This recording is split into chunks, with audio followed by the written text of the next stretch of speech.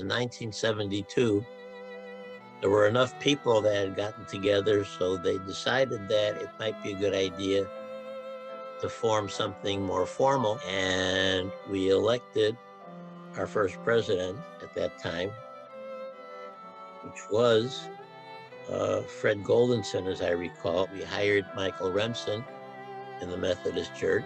We were there for a few more years, and then we purchased the Main Street Church, which became our synagogue. Joining in 1979, our first memory of Congregation Beth Shalom is helping return the Ark and prayer books to the CBS closet in the basement of Wesley Church, where CBS held our religious services.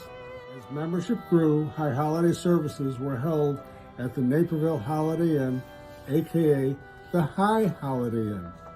Of course, we can't forget the joy of building our own synagogue and again parading the Torahs to their new home.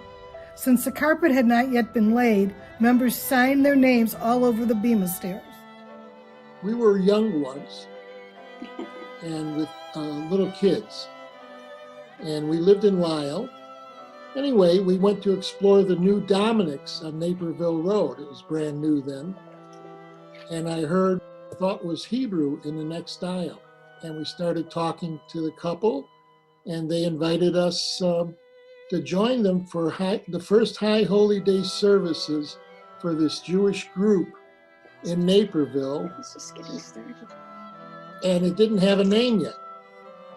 So they had a cobbled together prayer book, and we had our first prayer service. I remember meeting at the Floors house. That's where we put together a little loose leaf notebook kind of prayer book for the first high holidays. And I served on the ritual committee for almost until now.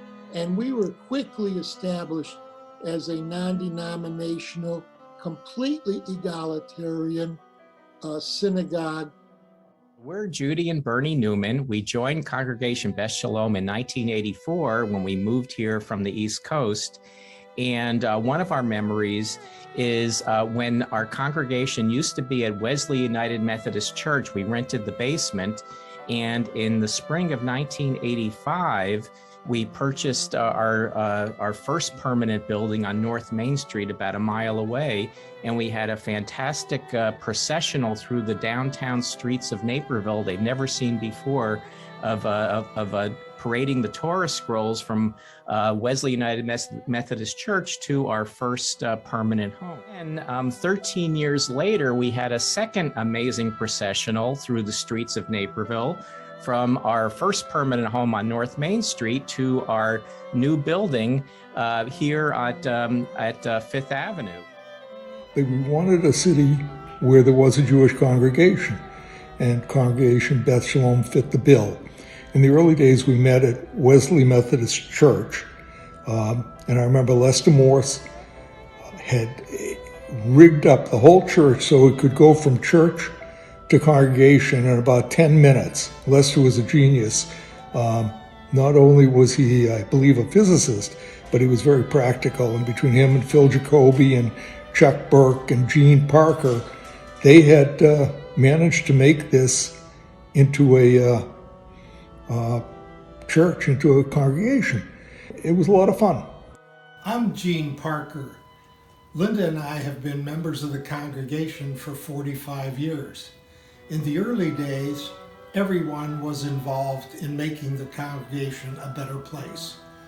Chuck Burke, for example, knew someone in the cabinet business, and today the tallis case in front of the sanctuary is part of his involvement. The organization, one of the points of starting was they decided that it was time to find other Jews. And the way they found other Jews, they put an ad in the paper saying that, we wanted to get together. If you're Jewish, come. So we showed up, and it was a wine and cheese party. And that's how the synagogue started. We moved to Naperville in 1975, and we were delighted to know that there was a small and hopefully growing Jewish community there. As we got to know more people there in the organization, it was really something that replaced a deep connection to organized Jewish life that I had cherished.